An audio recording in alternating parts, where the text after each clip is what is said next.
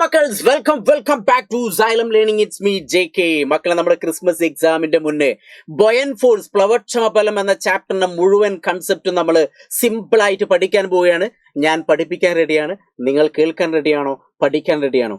അങ്ങനെയെങ്കിൽ ഇതാ പെട്ടെന്ന് നോക്കിക്കോളൂ. നമുക്ക് ഈ ഒരു ചാപ്റ്ററിനകത്ത് പഠിക്കേണ്ട കുറച്ച് ഏരിയ എന്ന് പറഞ്ഞാൽ ഞാൻ ജസ്റ്റ് ഒന്ന് പറഞ്ഞുതരാം. ഇത്രയും കാര്യങ്ങൾ.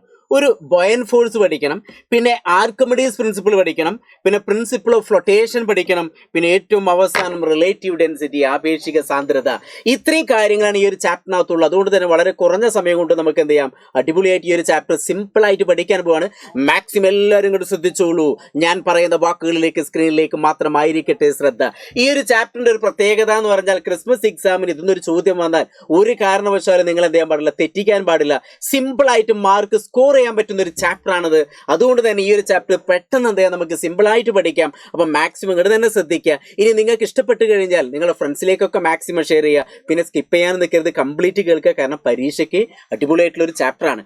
ഇനി ഇതിനെ കൂടാതെ വേറെയും ഒരുപാട് ചാപ്റ്റർ വരുന്നുണ്ട്. അതിന്റെ കൺസെപ്റ്റുകളൊക്കെ നമ്മൾ ഇതിനകത്ത് അപ്ലോഡ് ചെയ്യും. കൂട്ടത്തിൽ ഈ കൺസെപ്റ്റ് പഠിച്ചു കഴിഞ്ഞാൽ പിന്നെ നമ്മൾ ഇതിനെ ബേസ് ആയിട്ടുള്ള ചോദ്യങ്ങളായിരിക്കും നമ്മൾ അപ്ലോഡ് ചെയ്യുക. അപ്പൊ ആദ്യം നിങ്ങൾ കൺസെപ്റ്റ് പഠിച്ചോളൂ, ഈ ചാപ്റ്റർ സിമ്പിൾ ആക്കിക്കോളൂ. എക്സാം നമ്മൾ അടിപൊളിയാക്കും. ഓക്കെ, അപ്പൊ എല്ലാവരും കൂടെ ശ്രദ്ധിച്ചോളൂ. അപ്പൊ നോക്കാം, നമുക്ക് ഈ ഒരു ചാപ്റ്ററിനെ ബേസ് ചെയ്ത് ആദ്യത്തെ നമുക്ക് ബൊയൻ ഫോഴ്സ്, നമ്മുടെ ചാപ്റ്ററിന്റെ പേര് തന്നെ, അതായത് പ്ലവക്ഷമ ബലം എന്നാണ്. അത് എങ്ങനെയെന്നുള്ളത് നമുക്ക് ജസ്റ്റ് നോക്കാം. ഈ ഒരു ചിത്രത്തിലേക്ക് നോക്കുക. സിമ്പിൾ ആയിട്ടുള്ള ഒരു എക്സാമ്പിൾ നോക്കുക. ഒരു ബക്കറ്റിൽ നമ്മൾ എന്ത് ചെയ്തു, കുറച്ച് വെള്ളം എടുത്തു വിചാരിക്കുക. നിങ്ങളൊക്കെ ചെയ്യുന്നതാണ്. അങ്ങനെ ബക്കറ്റിൽ വെള്ളം എടുത്തതിന് ശേഷം ഒരു കപ്പ് എന്ത് ചെയ്തു, ഈ ചിത്രത്തിൽ കാണുന്ന ഒരു വെള്ളത്തിന്റെ അടിയിലേക്ക് താഴ്ത്തി വയ്ക്കുക. എന്നിട്ട് പതുക്കെ പൊക്കി നോക്കൂ. സിമ്പിൾ ആയിട്ട് പൊക്കാൻ പറ്റും. പക്ഷെ ഈ വെള്ളത്തിന്റെ മുകൾ ഭാഗത്തിൽ എത്തിക്കഴിഞ്ഞാൽ കുറച്ച് കനം തോന്നും അല്ലെ? അപ്പോഴാണ് നമുക്ക് അതിന്റെ ഭാരം കറക്റ്റ് അനുഭവപ്പെടുള്ളൂ. ഇത് നിങ്ങൾ ചെയ്തിട്ടുണ്ടായിരിക്കും. ചില വാട്ടർ ബോട്ടിലൊക്കെ വെള്ളത്തിലേക്ക് എടുത്ത് താഴ്ത്തി വിട്ട് കഴിഞ്ഞാൽ അതേപോലെ മുകളിലേക്ക് തന്നെ പൊങ്ങും അല്ലെ? അപ്പൊ ഇതുമായി ബന്ധപ്പെട്ട കുറച്ച് കാര്യങ്ങൾ നമുക്ക് പഠിക്കാനുള്ളത്. അപ്പൊ അധികം കൂടുതൽ സമയം കളയാതെ നമ്മൾ എന്താണ് ആ ഒരു കൺസെപ്റ്റ്, എന്താണ് ആ ഒരു പോയിന്റ് നമ്മൾ പഠിക്കാൻ പോകുന്നത് നോക്കിക്കോളൂ. എന്താണ് ബൊയൻ ഫോഴ്സ്? എല്ലാവരും ഈ പോയിന്റ് ജസ്റ്റ് ഒരു 3 സെക്കൻഡ് കൊണ്ടൊന്ന് വായിച്ചു നോക്കുക. 3 സെക്കൻഡ് എന്ന് കേട്ട് പേടിക്കേണ്ട, നിങ്ങൾക്ക് വായിക്കാൻ പറ്റും. ഒന്ന് പോസ് ചെയ്തിട്ട് എന്താ പെട്ടെന്ന് വായിച്ചു നോക്കാം. ഒരു വസ്തു പൂർണ്ണമായോ ഭാഗികമായോ ഒരു ദ്രവത്തിൽ മുങ്ങിയിരിക്കുമ്പോൾ ആ വസ്തുവിൽ അനുഭവപ്പെടുന്ന, അല്ലെങ്കിൽ ആ വസ്തുവിൽ ദ്രവം മുകളിലേക്ക് പ്രയോഗിക്കുന്ന ഫലമാണ് പ്ലവക്ഷ ബലം. ഈ ദ്രവം എന്ന് കേട്ടിട്ട് നിങ്ങൾ പേടിക്കേണ്ട. ദ്രവം എന്ന് പറഞ്ഞാൽ വാതകത്തെയും അതേപോലെ തന്നെ ദ്രാവകത്തെയും പൊതുവെ പറയുന്ന പേരാണ് ദ്രവം, ഫ്ലൂയിഡ് എന്ന് പറയാം. അപ്പൊ ദാ ഫ്ലൂയിഡ് എന്ന് പറഞ്ഞാൽ when an object fully or partially immersed in a fluid. കണ്ടില്ലേ? അപ്പൊ ഫ്ലൂയിഡ്, ഈ ഫ്ലൂയിഡ് എന്ന് പറഞ്ഞാൽ ഗ്യാസ് പ്ലസ് ലിക്വിഡിന് നമ്മൾ പൊതുവെ പറയുന്ന പേരാണ് ഫ്ലൂയിഡ് എന്ന് പറയാം. അപ്പൊ എന്ത് സംഭവിക്കുന്നത്? Upward force exert by fluid on the object is the buoyant force. ഒരു വസ്തു വെള്ളത്തിൽ കംപ്ലീറ്റോ അല്ലെങ്കിൽ ഭാഗികമായിട്ടോ, ഇപ്പൊ നമ്മളൊരു പാത്രത്തിൽ വെള്ളം എടുത്ത് കംപ്ലീറ്റ് താഴ്ന്നു കിടന്നു, അടുത്ത വേറൊരു പാത്രത്തിൽ ഒരു ഭാഗികമായിട്ട് ഇങ്ങനെ നിൽക്കുന്നു വിചാരിക്കാം. അപ്പൊ ഇങ്ങനെ നിൽക്കുന്ന സമയത്ത് ഈ ഫ്ലൂയിഡ്, ഈ ദ്രാവകം മുകളിലേക്ക് പ്രയോഗിക്കുന്ന ആ ബലത്തിനെയാണ് നമ്മൾ എന്താ പറയാ, പ്ലവക്ഷമ ബലം എന്ന് പറയാം. അപ്പൊ ഇവിടെ ഈ വെള്ളത്തിനകത്ത് ഈ ഒരു കപ്പ് എന്ത് കംപ്ലീറ്റ് താഴ്ന്നു കിടന്നു. അതുകൊണ്ട് ഈ വെള്ളം എല്ലാ സമയത്തും മുകളിലേക്ക് ഒരു ഫോഴ്സ് പ്രയോഗിക്കുന്നു. അതിനെയാണ് നമ്മൾ എന്താ പറയാ, ബൊയൻ ഫോഴ്സ് പ്ലവക്ഷമ ബലം എന്ന് പറയാം. അപ്പൊ സിമ്പിൾ ആണ്. എന്തെങ്കിലും ഒരു വസ്തു വെള്ളത്തിൽ കംപ്ലീറ്റ് താഴ്ന്നടക്കെ അല്ലെങ്കിൽ പാർഷ്യലായിട്ട് ഇങ്ങനെ പൊങ്ങിക്കിടക്കുന്നു വിചാരിക്കുക. അപ്പൊ വെള്ളം എല്ലാ സമയത്തും എങ്ങോട്ട് ബലം പ്രയോഗിക്കുന്നു? മുകളിലേക്ക്, അപ്വേർഡ് ഡയറക്ഷൻ, മുകളിലേക്ക് ഒരു ഫോഴ്സ് പ്രയോഗിക്കുന്നുണ്ട്. അതിനെയാണ് നമ്മൾ എന്ത് പറയാ, ബൊയൻ ഫോഴ്സ്. അതുകൊണ്ടാണ് വെള്ളത്തിൽ എന്തെങ്കിലും വസ്തു വെച്ച് കഴിഞ്ഞാൽ അതിന് ഭാരം കുറയാനൊക്കെ തോന്നാൻ കാരണം. നിങ്ങൾ ഓടി വന്ന് വെള്ളത്തിലേക്ക് ചാടിക്കഴിഞ്ഞു ചെങ്കോലൊക്കെ ഇട്ട് ഇങ്ങനെ വെള്ളത്തിലേക്ക് ഇങ്ങനെ അടിയിലേക്ക് പോകുന്നു വിചാരിക്കുക. കുറച്ച് സമയങ്ങൾ വെറുതെ നിന്ന് കഴിഞ്ഞാൽ ഓട്ടോമാറ്റിക് ഇങ്ങനെ മുകളിലേക്ക് പൊങ്ങും അല്ലെ? അങ്ങനെ അനുഭവപ്പെട്ടു. നീന്താൻ കഴിഞ്ഞവർക്കേ പൊങ്ങുള്ളൂ, അല്ലെങ്കിൽ താഴ്ന്നു. അങ്ങനെ ചെയ്യരുത് കേട്ടോ. അപ്പൊ നോക്കുക, അതാണ് നമ്മളെ ബൊയൻ ഫോഴ്സ് എന്ന് പറയുന്നത്. അപ്പൊ ഇങ്ങനെ ഒരു ചോദ്യം വന്നു കഴിഞ്ഞാൽ നമുക്ക് എന്താ ഇതിനകത്ത് ആൻസർ ചെയ്യാൻ പറ്റും. ഇവിടെ ഞാൻ ഒരു ചിത്രം കൊടുത്തിട്ടുണ്ട്. അപ്പൊ ഈ ഒരു ബീക്കർ അല്ലെങ്കിൽ ഒരു പാത്രം എടുത്തിട്ടുണ്ട്. ഈ പാത്രത്തിൽ ഞാനൊരു വസ്തു, കുറച്ച് വെള്ളം എടുത്തിട്ടുണ്ട്. ഒരു വസ്തു വെച്ചു, അത് കംപ്ലീറ്റ് എന്താണ് ഇതിനകത്ത് ഇമേഴ്സ്, താഴ്ന്നു കിടക്കുകയാണ് അല്ലെ? അപ്പൊ ഇതിനകത്ത് 2 ബലങ്ങൾ ഞാൻ കൊടുത്തു.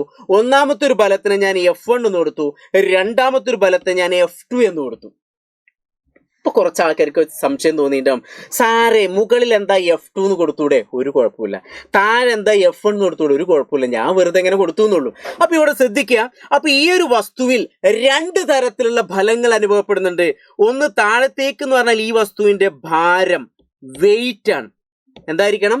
ഭാരം അല്ലെങ്കിൽ വെയിറ്റ് ആണെന്ന് ഓർത്ത് വയ്ക്കുക. ഇനി മുകളിലേക്ക് പ്രയോഗിക്കുന്ന ബലം, അതാണ് നമ്മൾ പഠിച്ചത് ബൊയൻ ഫോഴ്സ്, പ്ലവക്ഷമ ബലം, ബൊയൻ ഫോഴ്സ്, ബൊയൻസി, പ്ലവക്ഷമ ബലം എന്നൊക്കെ പറയുന്നത്.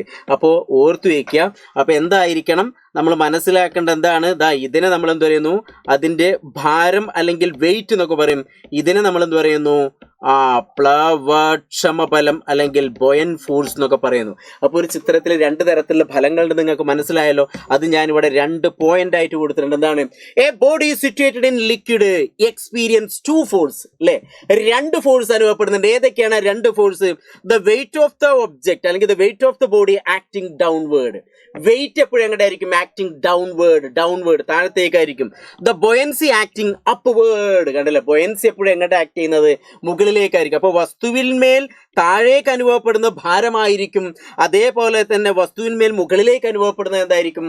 പ്ലവക്ഷമ ബലമായിരിക്കും. അപ്പോൾ ഈ 2 കാര്യം ജസ്റ്റ് ഒന്ന് ഓർത്ത് വയ്ക്കുക, ബൊയൻസി അതേപോലെ തന്നെ പ്ലവക്ഷമ ബലം. അങ്ങനെയെങ്കിൽ ഈ പ്ലവക്ഷമ ബലം, അതായത് ഈ ബൊയൻസി എങ്ങനെയാണ് നമ്മൾ മെഷർ ചെയ്യുക, കാൽക്കുലേറ്റ് ചെയ്യുക എന്നുള്ളതാണ്. അപ്പം ഞാൻ വീണ്ടും ഇവിടെ ചിത്രം കൊടുത്തു. എന്താണ്, നമ്മൾ ഹെഡിങ് ഒക്കെ ഒന്ന് വായിച്ചു നോക്കുക. എന്താണ് പ്ലവക്ഷമ ബലം എങ്ങനെ അളക്കാം എന്നുള്ളതാണ് നമ്മൾ അളക്കാൻ പോകുന്നത്. ശ്രദ്ധിച്ചോളൂ, ഇങ്ങോട്ട് ശ്രദ്ധിച്ചോളൂ കേട്ടോ. അപ്പോൾ ഇതിനെ നമ്മൾ പറയുന്ന പേര് സ്പ്രിംഗ് ബാലൻസ് എന്ന് പറയാം. ഇതിനെ നമ്മൾ എന്താ പറയുക? സ്പ്രിംഗ് ബാലൻസ് എന്ന് പറയും. അതിനെന്താ പേര്? Spring balance. അതായത് വസ്തുക്കളുടെ കറക്റ്റ് ഭാരം അളക്കാൻ ഉപയോഗിക്കുന്ന ഒരു ഉപകരണമാണ് സ്പ്രിംഗ് ബാലൻസ്. നിങ്ങൾ ചിലപ്പോൾ സ്കൂളിൽ അല്ലെങ്കിൽ നഴ്സറിയിലൊക്കെ പഠിക്കുന്ന സമയത്ത് നിങ്ങൾ വെയിറ്റ് ഒക്കെ നോക്കാൻ വേണ്ടിയിട്ട് എന്ത് ചെയ്യുന്നു, ഒരു റൗണ്ടിന് ഇങ്ങനെ ഉണ്ടായിരിക്കും, അല്ലേ, എങ്ങനെ ഞാൻ കാണിച്ചത്, ഒരു റൗണ്ട്. എന്നിട്ട് അതിനകത്തൊരു സൂചി ഉണ്ടാവും, എന്നിട്ട് കുറേ റീഡിങ് ഉണ്ടാവും. ഇവിടെ ഒരു കൊളുത്തുണ്ടാവും, ഇവിടെ ഒരു കൊളുത്തും. എന്നിട്ട് ഒരു ട്രൗസർ പോലെ കയ്യിലിട്ടിട്ട് നിങ്ങളെങ്ങനെ തൂക്കി വെക്കും, അല്ലേ, 35 കിലോ അല്ലെങ്കിൽ 25 കിലോ എന്നൊക്കെ പറയും, അല്ലേ. അങ്ങനെയൊക്കെ അനുഭവപ്പെട്ടിട്ടുണ്ടോ എന്ന് അറിയില്ല, ഞാൻ വെറുതെ പറഞ്ഞു എന്നുള്ളൂ. അപ്പൊ ഇവിടെ നോക്കുക, വസ്തുവിന്റെ ഭാരം, വെയിറ്റ് ഇൻ എയർ. ഈ ഒരു കല്ലിന്റെ വായുവിലെ ഭാരം എത്രയാണ്? 20 ന്യൂട്ടൺ. അവിടെയും ചില കുട്ടികൾക്ക് കൺഫ്യൂഷൻ, സാർ എങ്ങനെയാണ് ന്യൂട്ടൺ? അപ്പോൾ എപ്പോഴും നമ്മൾ വെയിറ്റ് എന്ന് പറയുന്നത്, ആ ഒരു ഭാരം എന്ന് പറയുന്നത് ഫോഴ്സ്, F=mg. നിങ്ങൾ ഗ്രാവിറ്റേഷൻ എന്നുള്ള ചാപ്റ്ററിലൊക്കെ പഠിച്ചാണ്, അല്ലേ. F=mg. ഇതാണ് ഒരു വസ്തുവിന്റെ കറക്റ്റ് ഭാരം. അപ്പോൾ അതിന്റെ യൂണിറ്റ് ഫോഴ്സ്, ബലമാണ്, അതിന്റെ യൂണിറ്റ് ആണ് ന്യൂട്ടൺ. അതുകൊണ്ട് സ്പ്രിംഗ് ബാലൻസ് നമ്മൾ കറക്റ്റ് വെയിറ്റ് ആണ് മെഷർ ചെയ്യുന്നത്.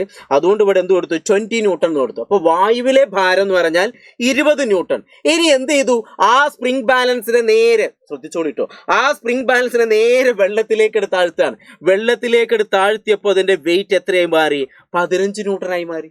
അപ്പൊ വെള്ളത്തിലെത്തിയപ്പോ ഭാരം കുറയാനുള്ള കാരണം എന്താണ്? നമുക്കറിയാം, വെള്ളം എല്ലാ സമയത്തും അപ്വേർഡ് ഡയറക്ഷൻ, മുകളിലേക്കൊരു ഫോഴ്സ് പ്രയോഗിക്കുന്നുണ്ട്. അതുകൊണ്ടാണ് ഇതിന് വെയിറ്റ് കുറഞ്ഞത്. അപ്പൊ ഈ ഫോഴ്സിന്റെ അളവ് എത്രയെന്ന് കണ്ടെത്താൻ എന്ത് ചെയ്താൽ മതി? എയറിലെ വെയിറ്റ് 20 ആണ്, വെള്ളത്തിൽ വെയിറ്റ് ഇൻ വാട്ടർ 15. അപ്പോൾ അവിടുത്തെ ഡിഫറൻസ് എത്ര എത്തി? 5 ന്യൂട്ടൺ. ആ 5 ന്യൂട്ടൺ ആയിരിക്കും ഏത്? ബൊയൻ ഫോഴ്സ് എന്ന് പറയുന്നത്. ഇത്രേ ഉള്ളൂ, സിമ്പിൾ ആണല്ലോ, ആർക്കൊരു കുഴപ്പമില്ലല്ലോ, ബുദ്ധിമുട്ടുമില്ലല്ലോ, മനപ്രയാസമില്ലല്ലോ. ഓക്കെ ആണല്ലോ, സെറ്റാണോ? ഓക്കെ, അങ്ങനെ ഒരു റെഡ് ഹാർട്ട് ഇട്ട് ഓക്കെ നോക്കിക്കോളൂ. അപ്പൊ നമ്മൾ ഇക്വേഷൻ പഠിക്കേണ്ട, ഞാൻ വെറുതെ നിങ്ങൾക്ക് മനസ്സിലാൻ വേണ്ടി പറഞ്ഞുള്ളൂ.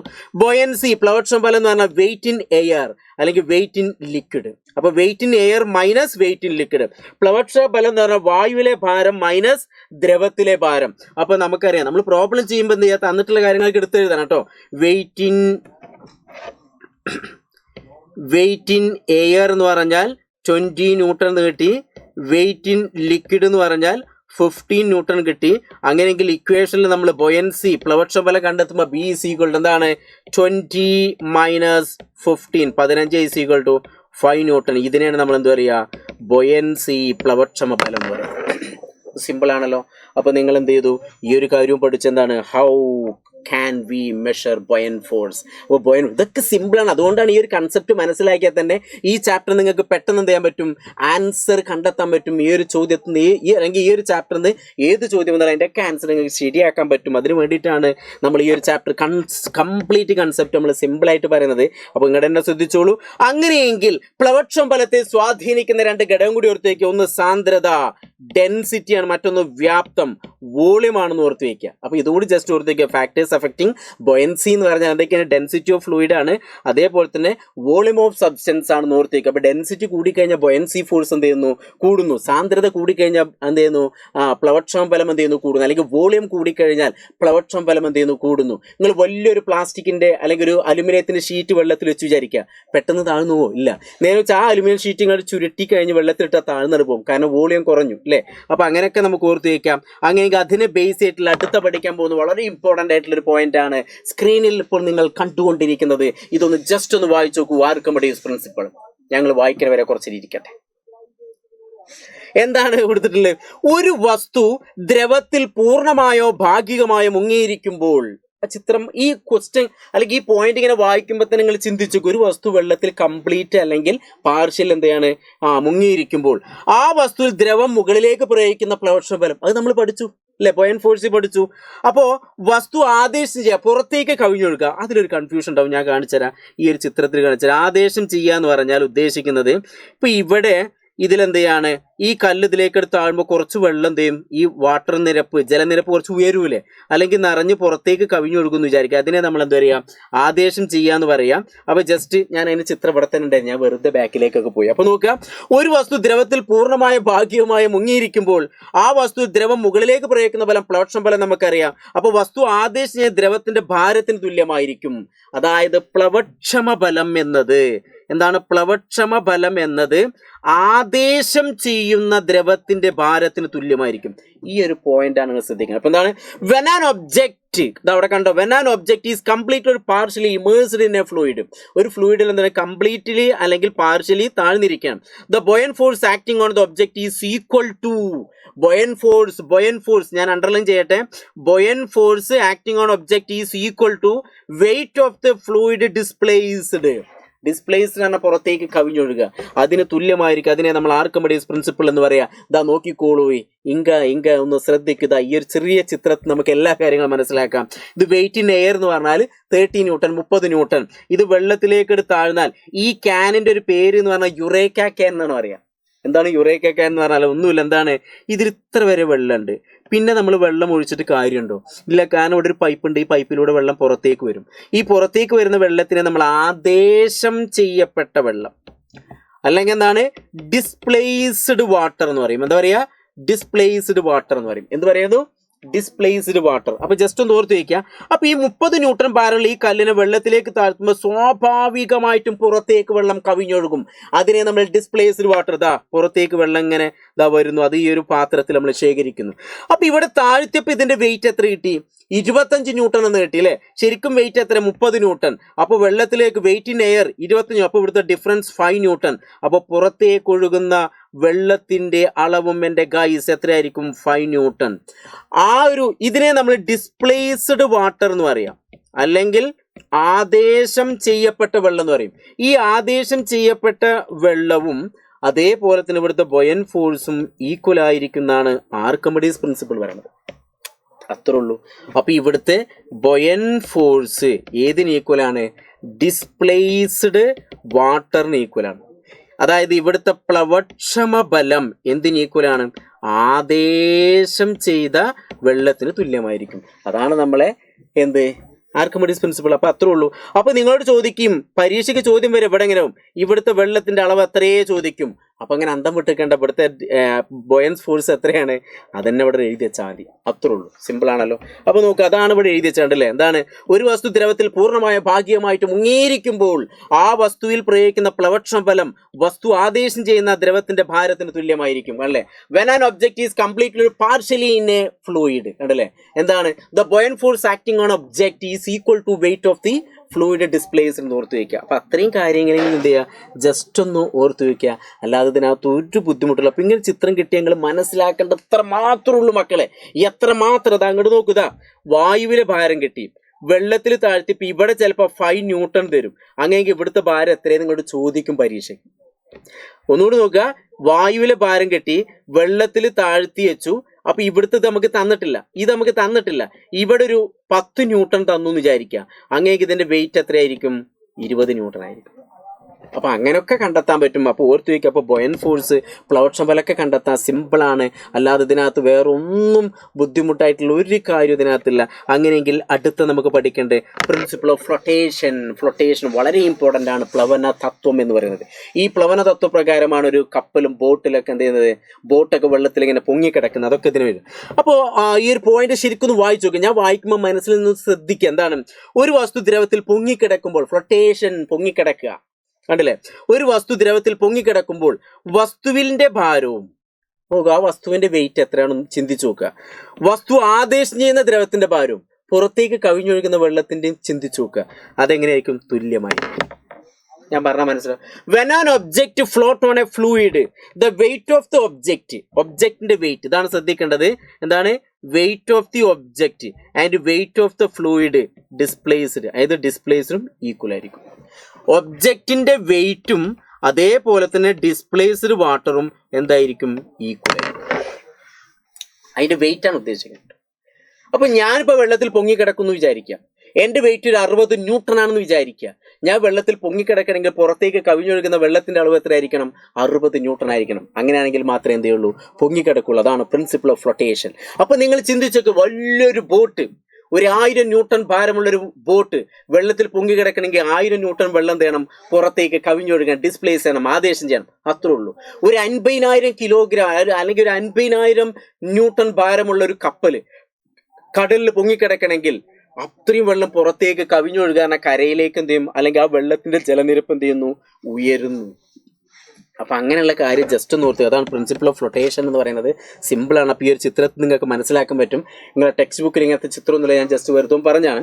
അപ്പൊ എന്താണ്? When an object float on A fluid, ഒരു ഒബ്ജക്റ്റ് ഫ്ലൂയിഡ് ദ്രവത്തിൽ പൊങ്ങിക്കിടക്കുമ്പോൾ അത് ഏതിന് തുല്യമായിരിക്കും? അതിന്റെ വെയിറ്റ് ഈക്വലിനെ ബേസ് ചെയ്തിട്ടാണ് നമ്മൾ പറയേണ്ടത്. അപ്പൊ നോക്കുക, ഈ ബോളിന്റെ വെയിറ്റ് ഒരു എക്സാമ്പിള് 100 ന്യൂട്ടൺ ആണെന്ന് വിചാരിക്കാം. ഞാൻ വെറുതെ ഒരു എക്സാമ്പിൾ എടുത്ത. സാറേ ഈ ബോൾ 100 ന്യൂട്ടൺ ഉണ്ടോ എന്ന് ചിന്തിക്കണ്ട, ഞാൻ വെറുതെ പറയാം. അങ്ങനെയെങ്കിൽ പുറത്തേക്ക് കവിഞ്ഞൊഴുകുന്ന വെള്ളത്തിന്റെ അളവ് എത്രയായിരിക്കും? 100 ന്യൂട്ടൺ. ഇത്രേ ഉള്ളൂ. ഞാൻ ഒന്നുകൂടി പറയട്ടെ. ഈ ബോളിന്റെ വെയിറ്റ് ഒരു 50 ന്യൂട്ടൺ ആണെന്ന് വിചാരിക്കുക. അങ്ങനെയെങ്കിൽ പുറത്തേക്ക് കവിഞ്ഞൊഴുകുന്ന വെള്ളത്തിന്റെ അളവ് എത്രയായിരിക്കും? 50 ന്യൂട്ടൺ. അങ്ങനെയെങ്കിൽ ഞാൻ നിങ്ങൾക്കൊരു ചോദ്യം തരാണ്. ഈ ബോളിന്റെ വെയിറ്റ് ഒരു 45 ന്യൂട്ടൺ ആണെന്ന് വിചാരിക്കുക. അങ്ങനെയെങ്കിൽ പുറത്തേക്ക് കവിഞ്ഞൊഴുകുന്ന വെള്ളത്തിന്റെ അളവ് എത്രയാണ്? അത് നിങ്ങൾ എന്ത് ചെയ്യണം? പറയണം. ഓക്കെ. അപ്പൊ ഇതാണ് ഫ്ലോട്ടേഷൻ എന്ന് പറയുന്നത്. അപ്പോൾ ജസ്റ്റ് ഒന്ന് ഓർത്തു വയ്ക്കുക, അല്ലാതെ ഒന്നും ഇതിനകത്ത് വേറൊന്നും പഠിക്കാനല്ല. അപ്പൊ ഈ ഫ്ലോട്ടേഷനുമായി ബന്ധപ്പെട്ട് അടുത്തൊരു ലാസ്റ്റ് പോയിന്റ് നമുക്ക് പഠിക്കാൻ, അതാണ് റിലേറ്റീവ് ഡെൻസിറ്റി, ആപേക്ഷിക സാന്ദ്രത. എന്താ പറയുക? റിലേറ്റീവ് ഡെൻസിറ്റി, ആപേക്ഷിക സാന്ദ്രത. അവിടെ നിങ്ങൾക്ക് ഇങ്ങനെ ഒരു ഇക്വേഷനാണ് പഠിക്കേണ്ടത്. റിലേറ്റീവ് ഡെൻസിറ്റി എന്ന് പറഞ്ഞാൽ ഡെൻസിറ്റി ഓഫ് സബ്സ്റ്റൻസ് ബൈ എന്തായിരിക്കണം? Density of water. ആപേക്ഷിക സാന്ദ്രത ഈസ് ഈക്വൽ ടു വസ്തുവിന്റെ സാന്ദ്രത ബൈ ജലത്തിന്റെ സാന്ദ്രത. അത്രേ ഉള്ളൂ. അപ്പോൾ വസ്തുവിന്റെ സാന്ദ്രത, ഞാനൊന്ന് പറയട്ടെ. നോക്കി, ഇപ്പോൾ ഒരു എക്സാമ്പിള് ഞാൻ വെറുതെ എഴുതാണ്. ഒരു വസ്തുവിന്റെ സാന്ദ്രത എന്ന് പറയുമ്പോൾ ഡെൻസിറ്റി ഈസ് ഈക്വൽ ടു എന്താണ്? മാസ് ബൈ വോളിയം എന്നാണ് പറയാ. എന്താ പറയാ? Mass by volume. അല്ലേ? സാധാരണ നമ്മൾ ചെറിയ കുട്ടികളൊക്കെ പഠിപ്പിക്കുമ്പോൾ density donkey is equal to മണ്ടൻ ബൈ വിഡ്ഢി എന്നാണ് പറയുക. എന്താ പറയുക? ഡോങ്കി സമം മണ്ടൻ ബൈ വിഡ്ഢി. ഡോങ്കി എന്ന് പറഞ്ഞാൽ മണ്ടനുമാണ്, വിഡ്ഢിയുമാണ്. അതുകൊണ്ട് മാസിന്റെ യൂണിറ്റ് എന്ന് പറഞ്ഞാൽ കിലോഗ്രാം ആണ്, ബൈ വോളിയത്തിന്റെ യൂണിറ്റ് എന്ന് പറഞ്ഞാൽ മീറ്റർ ക്യൂബ് ആണ്. അതുകൊണ്ട് നമ്മൾ ഇതിനെ കിലോഗ്രാം പെർ മീറ്റർ ക്യൂബ് എന്നാ പറയാം. അപ്പൊ വസ്തുവിന്റെ സാന്ദ്രതയുടെ യൂണിറ്റ് എന്ന് പറഞ്ഞാൽ kilogram per metre cube by വസ്തുവിന്റെ ജലത്തിന്റെ സാന്ദ്രത, അവിടെയും സാന്ദ്രത കിലോഗ്രാം പെർ മീറ്റർ ക്യൂബ്. അപ്പൊ എന്താ? മുകൾ ഭാഗത്തും കിലോഗ്രാം പെർ മീറ്റർ ക്യൂബ് ഉണ്ട്, താഴെയും കിലോഗ്രാം പെർ മീറ്റർ ക്യൂബ്. അപ്പൊ വെട്ടിക്കളയാം. അതുകൊണ്ട് ആപേക്ഷിക സാന്ദ്രതയ്ക്ക് എന്തില്ല? നോ യൂണിറ്റ് എന്ന് ഓർത്തിരിക്കുക. പരീക്ഷയ്ക്ക് ചിലപ്പോൾ ചോദിക്കും ആപേക്ഷിക സാന്ദ്രതയുടെ യൂണിറ്റ് എന്ത്? നിങ്ങൾ പെട്ടെന്ന് കിലോഗ്രാം മീറ്റർ അല്ലെങ്കിൽ കിലോഗ്രാം പെർ മീറ്റർ ക്യൂബ് എന്നൊക്കെ എഴുതിയാൽ ഒട്ടത്തെറ്റ് ടീച്ചർ ഇങ്ങനെ വെട്ടും. അപ്പോൾ ഓർത്തിച്ചോളൂ, അതിനെന്താണ്? എന്തില്ല? യൂണിറ്റ് ഇല്ല. അപ്പൊ അങ്ങനെ ഓർത്ത് വയ്ക്കുക. അപ്പൊ ഇതിനെ ബേസ് ചെയ്തിട്ട് വർക്ക് ചെയ്യുന്ന ആപേക്ഷിക സാന്ദ്രത, ജലത്തിന്റെ ആപേക്ഷിക സാന്ദ്രത കണ്ടെത്താൻ ഉപയോഗിക്കുന്ന ഒരു ഉപകരണമാണ് ഹൈഡ്രോമീറ്റർ എന്ന് പറയുന്നത്. എന്താ പറയാ? ഹൈഡ്രോമീറ്റർ എന്ന് പറയുന്നു. അപ്പൊ ആ ഹൈഡ്രോമീറ്റർ ഇങ്ങനത്തെ ഒരു ചിത്രം പരീക്ഷയ്ക്കിനോട് ചോദിക്കുന്നത് ഈ ഉപകരണത്തിന്റെ പേരെന്താണ്? അപ്പൊ ഹൈഡ്രോമീറ്റർ എന്നൊക്കെ ഓർത്തു വയ്ക്കുക. ഇംഗ്ലീഷ് മീഡിയം മലയാളം മീഡിയം ഓർത്തു വയ്ക്കുക. അപ്പൊ ഇത് വെള്ളത്തിൽ നിൽക്കുന്ന സമയത്ത് ഇതിന്റെ വെള്ളത്തിന്റെ റീഡിങ് എത്ര ചോദിച്ചാൽ 1 ആണെന്ന് ഓർത്തു വയ്ക്കുക. 1നേക്കാൾ കൂടുതലാണെങ്കിൽ എന്ത് സംഭവിക്കുന്നു? 1നേക്കാൾ കൂടുതലാണെങ്കിൽ എന്താ സംഭവിക്കുക? 1നേക്കാൾ കുറവായാൽ എന്ത് സംഭവിക്കുന്നു? ഇങ്ങനത്തെ ചോദ്യങ്ങളൊക്കെ നമ്മൾ എന്ത് ചെയ്യുന്നു? അടുത്തൊരു ക്ലാസ്സിൽ നമ്മൾ എന്ത് ചെയ്യും? ഞാൻ ക്വസ്റ്റ്യൻ ആയിട്ട് ഇടും. അപ്പോൾ ജസ്റ്റ് ഇപ്പോൾ എത്ര ഓർത്ത് വയ്ക്കുക? ഹൈഡ്രോമീറ്റർ, ജലത്തിന്റെ ആപേക്ഷിക സാന്ദ്രത മെഷർ ചെയ്യാൻ ഉപയോഗിക്കുന്ന ഉപകരണം. ഈ ചിത്രം തന്നിട്ടുകൊണ്ട് ഇതിന്റെ പേര് എഴുതാൻ പറയാം. അപ്പോൾ ഹൈഡ്രോമീറ്റർ എന്ന് ഓർത്ത് വയ്ക്കുക. വെള്ളത്തിലാണെങ്കിൽ അതിന്റെ റീഡിങ് എത്ര വെച്ചാൽ 1 എന്ന് ഓർത്ത് വയ്ക്കുക. എത്രയാണ്? 1. അപ്പോൾ സാന്ദ്രത കൂടുതലാണെങ്കിലും കുറവാണെങ്കിലും ഈ 1ൽ മാറ്റം വരും. അങ്ങനെയൊക്കെ ജസ്റ്റ് ഓർത്ത് വയ്ക്കുക. ഇനി ഇങ്ങനത്തെ ഒരു ചിത്രം കണ്ട ജലത്തിന് പകരം ഇങ്ങനെ ഒരു ചിത്രം കണ്ടാൽ നമ്മുടെ ടെക്സ്റ്റ് ബുക്കിനകത്ത് ഇതൊക്കെ പ്രിൻസിപ്പിൾ ഓഫ് ഫ്ലോട്ടേഷൻ ഫ്ലോട്ടേഷൻ, അതായത് പ്ലവന തത്വം ഉപയോഗിച്ച് വർക്ക് ചെയ്യുന്ന ഉപകരണം, കാരണം വെള്ളത്തിൽ പൊങ്ങി കിടക്കണമല്ലോ. ഇതിന് നമ്മൾ ലാക്ടോമീറ്റർ എന്ന് പറഞ്ഞാൽ പാലിന്റെ പരിശുദ്ധി, പ്യൂരിറ്റി ഓഫ് മിൽക്ക്, പാലിന്റെ പരിശുദ്ധി മെഷർ ചെയ്യാൻ ഉപയോഗിക്കുന്ന ഉപകരണം എന്ന് വെച്ചാൽ അത് ലാക്ടോമീറ്റർ ആണ്. അതും ലാക്ടോമീറ്റർ നമ്മൾ പാലിൽ ഇങ്ങനെ വെച്ച് കഴിഞ്ഞാൽ നേരെ നിൽക്കുന്നുണ്ടെങ്കിൽ അത് ശുദ്ധമായ പാലാണെന്ന് ഓർത്തിരിക്കുക. അതിനെ കുറച്ച് ചെരിവോ താഴ്ചയൊക്കെ സംഭവിച്ചു കഴിഞ്ഞാൽ റീഡിങ് കാണാൻ പറ്റും. താഴ്ചയൊക്കെ സംഭവിച്ച ആ പാലിൽ വെള്ളം ചേർത്തു എന്നൊക്കെ മനസ്സിലാക്കാൻ വേണ്ടിയിട്ടാണ്. അപ്പോൾ പരീക്ഷയ്ക്ക് ഇങ്ങനെ ചിത്രം തന്നിട്ട് AB എന്ന് പേര് കൊടുത്തു. ഇതിനെ ബേസ് ചെയ്തിട്ട് ആദ്യത്തെ ഒരു ചോദ്യം എന്താണ്? AB എന്ന ഉപകരണങ്ങളുടെ പേര് എഴുതുക. എന്താണ്? Write the name of device and B. നിങ്ങൾക്ക് ആൻസർ പറയാൻ പറ്റും അല്ലേ? ഈ ഉപകരണത്തിന്റെ പേരെന്താണെന്ന് ചോദിച്ചാൽ അതിന്റെ ആൻസർ നിങ്ങൾ കണ്ടെത്തണം. ഇനി രണ്ടാമത്തെ ചോദ്യം, ഓരോ ഉപകരണത്തിന് ഏതെങ്കിലും ഒരു ഉപയോഗം എഴുതുക. Write any one use of each device. എന്താണ് ഉപയോഗം എന്ന് പറഞ്ഞാൽ ഇതാ ഞാൻ ഇവിടെ എഴുതിയേക്കാം. ഒന്നെന്താ? To measure relative density, to measure RD എന്ന് എഴുതുന്നപ്പോൾ റിലേറ്റീവ് ഡെൻസിറ്റി എന്ന് ഓർത്ത് വയ്ക്കുക. ആപേക്ഷിക സാന്ദ്രത അളക്കാൻ. അടുത്തെന്ത് പറയാം? പ്യൂരിറ്റി ഓഫ് മിൽക്ക്, പാലിന്റെ പരിശുദ്ധി. അപ്പൊ ആദ്യത്തെ ചോദ്യത്തിന് ആൻസർ നിങ്ങൾ കണ്ടെത്തണം. ഈ ഉപകരണത്തിന്റെ പേരെന്താന്ന് ചോദിച്ചാൽ അത് നിങ്ങൾ എഴുതുക. ഇനി write any one use of each device. അപ്പൊ പ്യൂരിറ്റി ഓഫ് മിൽക്കും പിന്നെന്താണ്? ടു മെഷർ റിലേറ്റീവ് ഡെൻസിറ്റി എന്ന് ഓർത്ത് വയ്ക്കുക. മൂന്നാമത്തെ ചോദ്യം, ഈ ഉപകരണങ്ങളുടെ പ്രവർത്തന തത്വം എന്താണ്? What is the working principle of this device എന്നാണ്. ദിസ് ഡിവൈസ് എന്താണ് വർക്കിംഗ് പ്രിൻസിപ്പിൾ? ഇത് വെള്ളത്തിൽ പൊങ്ങിക്കിടക്കല്ലേ? പൊങ്ങിക്കിടക്കുമ്പോൾ ആർക്കിമിഡീസ് പറയാൻ പാടുണ്ടോ? ഇല്ല, പകരം നമുക്ക് എന്ത് തരും? ആർക്കിമിഡീസും പറയട്ടെ. പക്ഷെ ഇവിടെ നമുക്ക് എന്താണ് കറക്റ്റ് ആയിട്ടുള്ള ആൻസർ? പ്രിൻസിപ്പിൾ ഓഫ് ഫ്ലോട്ടേഷൻ എന്ന് ഓർത്തേക്ക്. എന്താണ്? പ്രിൻസിപ്പിൾ ഓഫ് ഫ്ലോട്ടേഷൻ അല്ലെങ്കിൽ പ്ലവന തത്വം എന്ന് ഓർത്തേക്കുക, അല്ലെങ്കിൽ പ്രിൻസിപ്പിൾ ഓഫ് ഫ്ലോട്ടേഷൻ എന്ന് ഓർത്ത് വയ്ക്കുക. എന്താണ് പ്രിൻസിപ്പിൾ ഓഫ് ഫ്ലോട്ടേഷൻ? അങ്ങനെയെങ്കിൽ അടുത്തൊരു ചോദ്യം, ഉപ്പുവെള്ളത്തിന്റെ സാന്ദ്രത 1025 കിലോഗ്രാം മീറ്റർ ക്യൂബ് കൊടുക്കട്ടെ ഇവിടെ. മീറ്റർ ക്യൂബാണ്. അതിന്റെ ആപേക്ഷിക സാന്ദ്രത കണ്ടെത്തുക. ആപേക്ഷിക സാന്ദ്രത കണ്ടെത്താൽ ഇക്വേഷൻ എന്താണ്? ഇതാ ഞാൻ ഇവിടെ കാണിച്ചു തരാം. ഇക്വേഷൻ എന്താണ്? ഇവിടെ നമ്മളൊരു ഇക്വേഷൻ കൊടുത്തില്ലേ? എവിടെയാണത്? ഓക്കെ. റിലേറ്റീവ് ഡെൻസിറ്റി കണ്ടെത്താൽ ഇക്വേഷൻ ആണ് density of substance by density of water എന്നാണ്. അങ്ങനെയെങ്കിൽ നമ്മൾ ഇവിടുത്തെ ചോദ്യം എന്ന് പറഞ്ഞാൽ എന്താണ്? ഉപ്പ് വെള്ളത്തിന്റെ സാന്ദ്രത തന്നിട്ടുണ്ട്. അങ്ങനെയെങ്കിൽ ആപേക്ഷിക സാന്ദ്രത കണ്ടെത്തുക. ആപേക്ഷിക സാന്ദ്രത എന്ന് പറഞ്ഞാൽ റിലേറ്റീവ് ഡെൻസിറ്റീസുകൾ, ഡെൻസിറ്റി ഓഫ് സബ്സ്റ്റൻസ് എന്ന് പറഞ്ഞാൽ 1025 ബൈ ഡെൻസിറ്റി ഓഫ് വാട്ടർ എന്ന് പറഞ്ഞാൽ 1000 കിലോഗ്രാം പെർ മീറ്റർ ക്യൂബ് എന്നാണ്. ഇവിടെയും കിലോഗ്രാം പെർ മീറ്റർ ക്യൂബ് എന്ന് വരും, താഴെയും കിലോഗ്രാം പെർ മീറ്റർ. ഇത് വെട്ടിക്കളയാം. അപ്പോൾ 1025 ബൈ 1000 എന്ന് പറഞ്ഞാൽ ഒരു 3 സ്ഥാനം, താഴെ 3 0 വരുമ്പോൾ 3 സ്ഥാനം മാറ്റി കുത്തിടുക. അതായത് ആൻസർ എന്ന് പറഞ്ഞാൽ 1.025 എന്ന് വരും. അപ്പോൾ ചില ആളുകൾക്കെങ്കിലും ചിലപ്പോൾ ഇതിലൊരു കൺഫ്യൂഷൻ വന്നിട്ടുണ്ടാവും. അപ്പോൾ ഇക്വേഷൻ പഠിച്ചു വെക്കണം. അപ്പോൾ ഇത് വെച്ചിട്ടുള്ള പ്രോബ്ലം ഒക്കെ ഞാൻ വേറൊരു വീഡിയോ ആയിട്ട് തന്നെ ചെയ്യാം. ഇപ്പോൾ ജസ്റ്റ് നിങ്ങൾ ഓർത്ത് വയ്ക്കുക, റിലേറ്റീവ് ഡെൻസിറ്റി കാണാൻ പറഞ്ഞാൽ ഡെൻസിറ്റി ഓഫ് സബ്സ്റ്റൻസ്, ഇവിടെ സബ്സ്റ്റൻസ് എന്ന് പറഞ്ഞാൽ 1025 അപ്പോൾ ഈ 1025 ബൈ ഡെൻസിറ്റി ഓഫ് വാട്ടർ എന്നാണ്. വാട്ടറിന്റെ ഡെൻസിറ്റി എന്ന് പറഞ്ഞാൽ 1000 പറയാം. ഇത് ചെയ്ത് കഴിഞ്ഞാൽ 1.025 എന്ന് കിട്ടും. യൂണിറ്റ് എഴുതാൻ പാടില്ല, യൂണിറ്റ് ഇല്ല. അങ്ങനെയെങ്കിൽ ലാസ്റ്റ് ചോദ്യം എന്താണ്? ആപേക്ഷിക സാന്ദ്രതയുടെ യൂണിറ്റ് എന്ത്? അതിൻ്റെ answer write down the relative density, unit of relative density. ഇതിൻ്റെ ആൻസറും നിങ്ങൾ എന്ത് ചെയ്യുക? താഴെ കമൻറ്റ് ബോക്സിനകത്ത് എന്ത് ചെയ്യുക? രേഖപ്പെടുത്തുക എന്ന് ഓർത്തേക്കുക. ഓർത്തേക്കുക, ഏതാണ് A എന്നുള്ളതിൻ്റെ ആൻസറും ഏറ്റവും E എന്നുള്ളതിൻ്റെ ആൻസർ എന്താ നിങ്ങൾ താഴെ കമന്റ് ബോക്സിനകത്ത് രേഖപ്പെടുത്തുക. അപ്പോൾ ഈ ഒരു ചാപ്റ്ററിനെ ബേസ് ചെയ്തിട്ട് നമ്മൾ എന്തൊക്കെ പറഞ്ഞു? ബൊയൻ ഫോഴ്സ് പറഞ്ഞു, അതേപോലെ തന്നെ ഹൗ ക്യാൻ മെഷർ ബൊയൻ ഫോഴ്സ് അല്ലേ? ബൊയൻ ഫോഴ്സ് എങ്ങനെ നമുക്ക് മെഷർ ചെയ്യാം. പിന്നെ നമ്മൾ എന്ത് ചെയ്തു? അതിന് മുന്നേ ആർക്കിമിഡീസ് പ്രിൻസിപ്പിൾ പറഞ്ഞു, പ്രിൻസിപ്പിൾ ഓഫ് ഫ്ലോട്ടേഷൻ പറഞ്ഞു. പിന്നെ നമ്മൾ എന്ത് ചെയ്തു? ഏറ്റവും അവസാനം എന്ന് പറഞ്ഞാൽ റിലേറ്റീവ് ഡെൻസിറ്റി, അതിൽ നമ്മൾ ഹൈഡ്രോമീറ്റർ ലാക്ടോമീറ്ററും പറഞ്ഞു. ഇനി ശ്രദ്ധിക്കേണ്ട മറ്റൊരു കാര്യം, ബൊയൻസിയെ അല്ലെങ്കിൽ അഫക്റ്റ് ചെയ്യുന്ന ഫാക്ടർ മാസ്, വോളിയം അല്ലെ, വോളിയം ഡെൻസിറ്റി എന്നുള്ള കാര്യം പറഞ്ഞു. അപ്പോൾ ഇത്രയും കാര്യങ്ങളാണ് ഈ ചാപ്റ്റർ. ഏറ്റവും അവസാനം ചെയ്ത ഈ ഒരു ചോദ്യത്തിൽ, ഈ ആദ്യത്തെ ചോദ്യത്തിൻ്റെയും അവസാനത്തെ ചോദ്യത്തിൻ്റെ ആൻസർ നിങ്ങൾ താഴെ കമന്റ് ബോക്സിനകത്ത് രേഖപ്പെടുത്തുക. അതോടൊപ്പം തന്നെ നിങ്ങൾക്ക് ഈ ഒരു ചാപ്റ്ററിൽ ഇത്രേ പഠിക്കാനുള്ളൂ. സിമ്പിൾ ചാപ്റ്റർ അല്ലേ മക്കളെ? ആത്മാർത്ഥമായിട്ടും പറഞ്ഞേ അല്ലേ? Simple chapter. അതുകൊണ്ട് തന്നെ ഈ ഒരു ചാപ്റ്ററിൽ നിന്ന് ചോദ്യങ്ങൾ വന്നാൽ നിങ്ങൾ തെറ്റിക്കാൻ പാടില്ല. തെറ്റിച്ച അടിയാണ് ഇനി. നേരെ മറിച്ച് ലോസ് ഓഫ് മോഷൻ, ഗ്രാവിറ്റേഷൻ, ഇനി വർക്ക് എനർജി കംപ്ലീറ്റ് ചെയ്യുന്ന ഒരു പകുതി വരെ നമുക്ക് നോക്കാം. അപ്പോൾ നോക്കുക, ലോസ് ഓഫ് മോഷനും ഗ്രാവിറ്റേഷൻ എന്ന് പറഞ്ഞ വലിയ ചാപ്റ്ററാണ്. അപ്പോൾ ആ ചാപ്റ്ററിന്റെ ഇടയിൽ ഒരു ചെറിയ സിമ്പിളായിട്ട് ഒന്ന് ആശ്വസിക്കാൻ വേണ്ട ഒരു ചാപ്റ്ററാണ് നമ്മളെ ബൊയൻ ഫോഴ്സ് എന്ന് പറയുന്നത്. അപ്പോൾ ഈ ചാപ്റ്റർ നിങ്ങൾക്ക് ഇഷ്ടപ്പെട്ടിട്ടുണ്ടാവും ഞാൻ വിചാരിക്കുന്നു. കണ്ടു കഴിഞ്ഞ് ഇഷ്ടപ്പെട്ട് കഴിഞ്ഞാൽ താഴെ എന്തെങ്കിലും നല്ല കമൻറ്റുകളൊക്കെ രേഖപ്പെടുത്തുക. നിങ്ങളെ ഫ്രണ്ട്സിലേക്കൊക്കെ മാക്സിമം ഷെയർ ചെയ്യുക. എടാ പെട്ടെന്ന് പരീക്ഷയ്ക്ക് മാർക്ക് നേടാൻ പറ്റിയൊരു ചാപ്റ്ററാണുള്ളത്, അതുകൊണ്ട് ഇത് പെട്ടെന്ന് ഒറ്റ തവണ കേട്ട് ഈ പഠിക്കും ഉറപ്പാണ്. അപ്പോൾ അങ്ങനെ എന്ത് ചെയ്യുക, ആ ഉറപ്പിന് വേണ്ടിയിട്ട് നിങ്ങളെ ഫ്രണ്ട്സിലേക്ക് ഷെയർ ചെയ്യുക. കൂട്ടത്തിൽ എന്ത് ചെയ്യുക, നിങ്ങൾക്ക് ഇനി ഏതെങ്കിലും നല്ല അടിപൊളി ഏരിയ ഒക്കെ വേണമെന്നുണ്ടെങ്കിൽ അതൊക്കെ ഇതേപോലെ വീഡിയോ ആയിട്ട് ഞാൻ ചെയ്യും. ഇപ്പോൾ നമ്മൾ ചാപ്റ്ററിലെ കൺസെപ്റ്റ് പഠിച്ചു, ഇനി ഇതിനെ ബേസ് ആയിട്ടുള്ള ചോദ്യങ്ങൾ വഴിയെ വരും, അതൊക്കെ നിങ്ങൾ കാണണം. നിങ്ങളുടെ സപ്പോർട്ടാണ് ഞങ്ങളുടെ വിജയം. ഓക്കെ, അടിപൊളിയായിരിക്കുക. അപ്പോൾ എല്ലാവർക്കും എന്താണ്, GBU, ഗോഡ് ബ്ലസ് യു, ഒരു ബ്ലൂ ഹാർട്ട്. കൂട്ടത്തിൽ എന്ത് ചെയ്യുക, വരാനിരിക്കുന്ന പരീക്ഷയ്ക്കുള്ള ലൈവ് ക്ലാസ് ഒക്കെ നിങ്ങൾ കാണുക, അടിപൊളിയാക്കുക. അപ്പോൾ പരീക്ഷയ്ക്ക് നല്ല മാർക്ക് നേരട്ടെ. All the best.